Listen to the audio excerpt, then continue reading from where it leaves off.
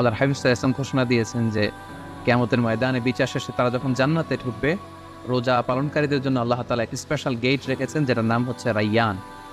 এবং এই রায়্যান গেট দিয়ে রোজাদাররা ছাড়া কেউ প্রবেশ করতে পারবে না। সুবহানাল্লাহি বিহামদিহি। আর একবার এই রায়্যান দরজা দিয়ে যে ব্যক্তি ঢোকার সুযোগ পাবে জান্নাতে, he will never be thirsty again.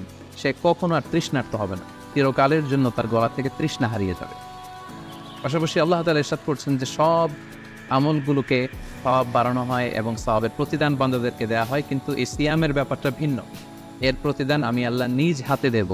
আরেক বর্ণনা এসেছে এই সিয়ামের প্রতিদান আমি নিজেই। আমরা যদি একটু খেয়াল করে দেখি যে রমাদানুল মুবারাকে আমরা যত নেক আমল করছি বা সৎকর্ম করছি, এগুলোর সওয়াবগুলোকে কিন্তু জ্যামিতিক হারে বাড়ানো হয়। দ্য রিওয়ার্ডস অফ আমাল is multiplied in this blessed month of Ramadan. এ মাসে আমরা একটা নফল আবাদত করলে সেটা ফরজের সমান সওয়াব দেওয়া হচ্ছে। একটা ফরজ আবাদত করলে সেটা 70 থেকে 700 গুণ সওয়াব দেওয়া হচ্ছে। এ মাসে উমরা করলে সেটা হজের সমান সওয়াব দেওয়া হচ্ছে। অর্থাৎ অন্যান্য মাসে আমরা যদি নেক আমল করি তাহলে সেটার সওয়াবকে বাড়ানো হয় গাণিতিক হারে, কিন্তু রমাদানুল মুবারাকে কোনো নেক আমল করলে সওয়াবকে বাড়ানো হয় জ্যামিতিক হারে। এটাকে মান্থ অফ স্পেশাল অফার বলা হয়, বিশেষ অফারের মাস। আল্লাহ তাআলা চেয়েছেন যে বিশেষ অফার দিয়ে আমাদেরকে ইবাদতের প্রতি আগ্রহী করে তোলে, আকৃষ্ট করে তোলে। তিনি যেন আমাদের গুনাহগুলোকে ক্ষমা করে দিয়ে আমাদেরকে পাপ মুক্ত বান্দা হিসেবে স্বীকৃতি দিতে পারেন, তার একটা কেমন যেন আয়োজন তিনি করে থাকেন আমাদের জন্য পবিত্র মাহে রমাদানে। এবং এই রমাদানুল মুবারকের প্রতিটি রাতে আল্লাহ তাআলার পক্ষ থেকে একজন বিশেষ আহ্বানকারী ফেরেশতা তারা ডাকতে থাকে আর বলতে থাকে, ইয়া বাগিয়াল খাইরি আকবিল, এই কল্যাণের অভিযাত্রী, এই কল্যাণের পথের যাত্রী, আকবিল, প্রসিড, গো অন, আরও সামনে যাও, আরও নেক কাজ করো, আরও ভালো কাজ করো। ইয়া বাগিয়াশ শাররি আকসির, এ পাপের পথের যাত্রী, আকসির, স্টপ, থেমে যাও, অনেক হয়েছে, আন্না, আর অন্যায়ের দিকে ধাবিত হয়েও না। এটা প্রতি রাতেই, রমাদানের প্রতিটি রাতেই এই আহ্বান করা হয় যে হে কল্যাণের পথের যাত্রী, ভালো কাজ করতে থাকো। হে অকল্যাণের পথের যাত্রী, এখনই থেমে যাও, আর সামনের দিকে আগ বাড়িও। এবং এই বরকতপূর্ণ মাস পেয়েও যারা আল্লাহ তাআলার ক্ষমা পায়নি, রাসূল সাল্লাল্লাহু আলাইহি ওয়াসাল্লাম তাদের জন্য ভয়ঙ্কর ওয়ার্নিং দিয়েছেন, হুঁশিয়ারি দিয়েছেন, গভীর হুঁশিয়ারি তিনি বর্ণনা করেছেন। মসজিদে নববীতে আল্লাহ রাসূল সাল্লাল্লাহু আলাইহি ওয়াসাল্লাম একবার মিম্বারের প্রথম ধাপে পা রেখে বললেন আমিন, দ্বিতীয় ধাপে পা রেখে বললেন আমিন, তৃতীয় ধাপেও পা রেখে বললেন আমিন। সাহাবারা জিজ্ঞেস করলেন, ইয়া রাসূলুল্লাহ, তিনবার কেন আমিন বললেন? আমরা তো বুঝতে পারলাম না। আল্লাহ রাসূল সাল্লাল্লাহু আলাইহি ওয়াসাল্লাম তখন বললেন যে এইমাত্র জিবরিল আমার কাছে এসে আমাকে শুনিয়েছে যে ব্যক্তি রমাদানুল মুবারক পেয়েও ইবাদতের মাধ্যমে আল্লাহর ক্ষমা পেল না, সে দুর্ভাগা, সে হতভাগা। আমি তখন বলেছি আমিন। তারপর জিবরিল বলল যে মা বাবা উভয়কে পেয়ে তাদেরকে সন্তুষ্ট করার মধ্য দিয়ে যারা আল্লাহর জান্নাতকে হাসিল করতে পারলো না, তারা দুর্ভাগা, হতভাগা। আমি বলেছি আমিন। তৃতীয় পর্যায়ে জিবরাইল বলেছে যে হে নবী, আপনার নাম শুনবার পরেও যে আপনার উপর দুরূদ পাঠালো না, অর্থাৎ সাল্লাল্লাহু আলাইহি ওয়াসাল্লাম বলল না, সে দুর্ভাগা, সে হতভাগা। তখন আমি বলেছি আমিন। সম্মানিত শুধু এই হাদিস থেকে আমরা বুঝতে পারি যে যারা রমাদান পেয়ে আল্লাহর প্রিয় ভাজন বান্দা হতে পারলো না, আল্লাহর কাছ থেকে ক্ষমার ঘোষণা পেল না, তাদের চেয়ে দুর্ভাগা এবং হতভাগা আর কেউ হতে পারে না। তাই যেহেতু রমাদান আমাদের একেবারে সন্নিকটে, আর মাত্র 2 দিন পরে এই পবিত্র মাস আমাদের মাঝে আগমন করবে, তাই আমাদের উচিত এই মাসটাকে ভাব গাম্ভীর্যের সাথে উদযাপন করা, to take the best out of this blessed month. যত বেশি পরিমাণে সম্ভব নেক কাজ করে আল্লাহ তাআলার ক্ষমাপ্রাপ্ত বান্দাদের অন্তর্ভুক্ত হওয়ার চেষ্টা করা। আমরা যদি এই মাসকে উদযাপনের জন্য এখন থেকে একটা প্ল্যান করি বা প্রোগ্রাম করি এবং সেটার আলোকে যদি পুরো মাসটি আমরা পরিচালনা করবার চেষ্টা করি, তাহলে আশা করি খুবই ফ্রুটফুল ওয়েতে এই যে অফার দেওয়া হয়েছে, স্পেশাল অফার, এই অফারগুলোকে আমরা কাজে লাগাতে পারবো এবং বেশি বেশি ইবাদত করে আল্লাহ তাআলার প্রিয় ভাজনদের অন্তর্ভুক্ত হতে পারবো। এই পৃথিবীতে আমরা যখন কোনো বিজনেস রান করি, নিশ্চয়ই তার আগে একটা প্ল্যান করি, একটা প্ল্যান সাজাই। বড় কোনো প্রজেক্ট যখন আমরা হাতে নিই, আমরা একটা প্রজেক্ট প্ল্যান দাঁড় করাই এবং সেটার আলোকে আমরা সেই প্রজেক্টটাকে রান করবার চেষ্টা করি। তাই আর যেহেতু মাত্র 2 দিন বাকি, আমরা যদি এখন থেকেই একটি প্ল্যান করি বা একটি পরিকল্পনা সাজাই, হতে পারে এটা লিখিত পরিকল্পনা কিংবা অ্যাটলিস্ট নিজের সাথে নিজের বোঝাপড়া যে আমি এই কাজগুলো রমাদানে করতে চাই, এগুলো করতে চাই না, ডুজ অ্যান্ড ডোন্টসগুলোকে আমি মেনে চলতে চাই, যেগুলো করা উচিত এগুলো আমি বেশি বেশি করবো, যেগুলো থেকে দূরে থাকা উচিত এগুলোর ব্যাপারে আমি সাবধান থাকবো।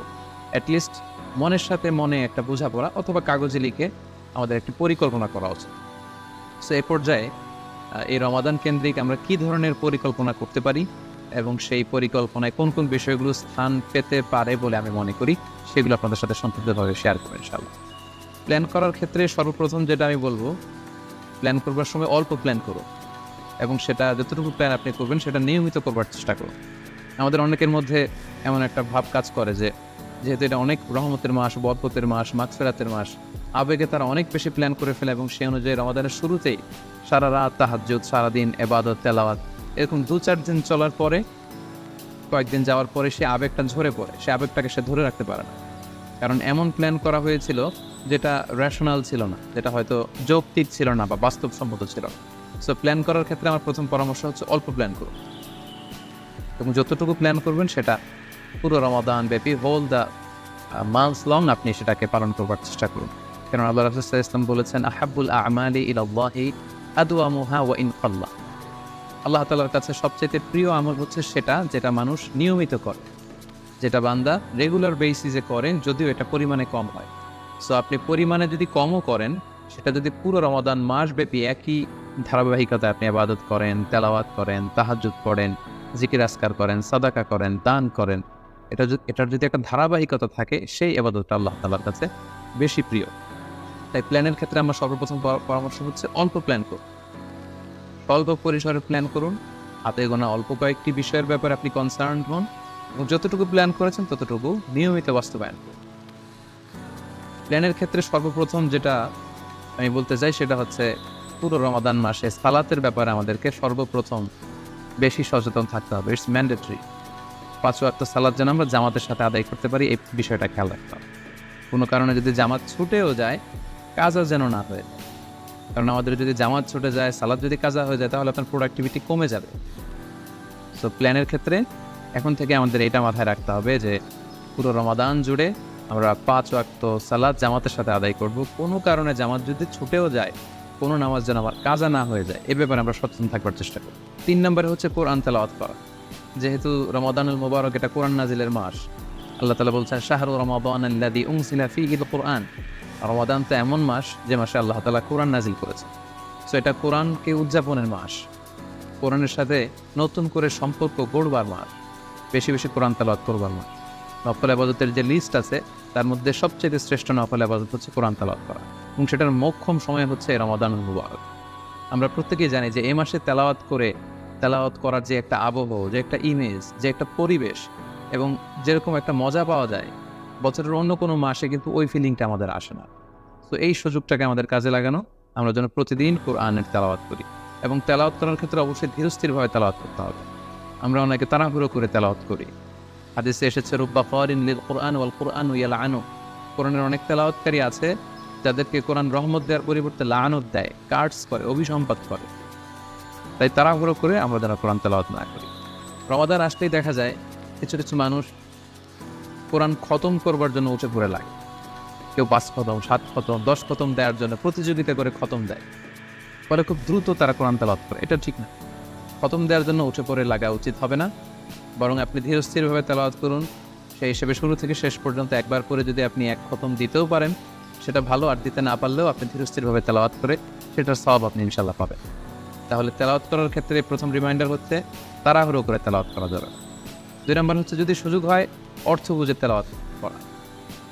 আমরা কয়েকটা সূরা স্পেসিফাই করতে পারি যে এই রমাদানে আমি এই সূরাটা পড়ব, এই রমাদানে এই সূরা শুরু থেকে শেষ পর্যন্ত এর মর্মার্থ, এর বঙ্গানুবাদ, এর যে শিক্ষা লেসন, এটা আমি জানবার চেষ্টা করি।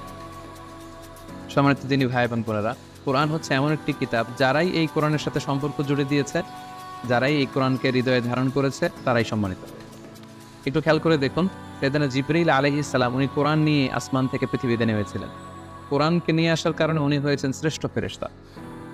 আল্লাহ রাসূল সাল্লাল্লাহু আলাইহি ওয়াসাল্লামের উপর কোরআন নাজিল হয়েছিল, তাই তিনি হয়েছেন শ্রেষ্ঠ রাসূল।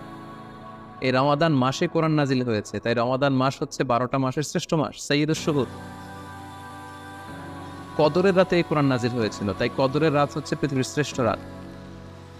আমরা উম্মতে মুহাম্মাদি, আমাদের উপর কোরআন নাজিল হয়েছে, তাই আমরা হয়েছে খায়রু উম্মাহ, শ্রেষ্ঠ জাতি।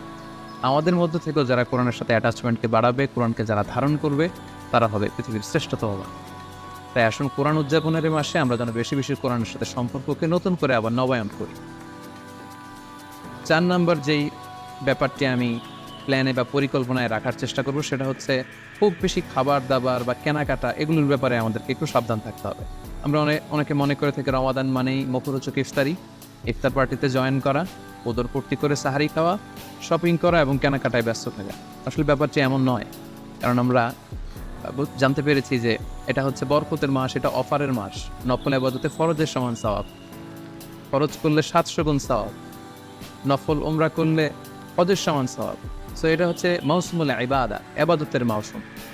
সো আমাদের যদি শপিং করা লাগে, আমাদের যদি কোনো প্রোগ্রামে অংশগ্রহণ করা লাগে, সেটা যেন আমাদের ফোকাস না হয়। কেনাকাটা, শপিং করা, এটা যেন আমাদের ফোকাস না হয়। ভুরি ভোজ করা, আমাদের বাসায় মা বোনরা যারা আছে তাদেরকে হরেক রকম আইটেমের বায়না ধরে সারাদিন তাদেরকে ব্যস্ত রাখা, ইবাদত থেকে তাদেরকে দূরে রাখা, এই কালচারগুলো থেকে আমাদেরকে দূরে থাকতে হবে। আমরা যখন রমাদান কেন্দ্রিক প্ল্যান করতে বসবো, আমরা যেন এটা ভাবি যে এই রমজানে একটু একটু করে আমি নিজেকে পরিবর্তন করতে চাই। ভুরিভোজ করা, ইফতার পার্টিতে বেশি বেশি যাওয়ার জন্য প্ল্যান করা, তারপর কেনাকাটা, শপিং, ঈদের শপিংয়ের জন্য সময় নষ্ট করা, এটা যেন আমাদের মূল ফোকাস না হয়। আমাদের মূল ফোকাস যেন হয় এটা ইবাদতের মাস, বেশি বেশি ইবাদত করে যেন আমরা আল্লাহর সন্তুষ্ট অর্জন করি।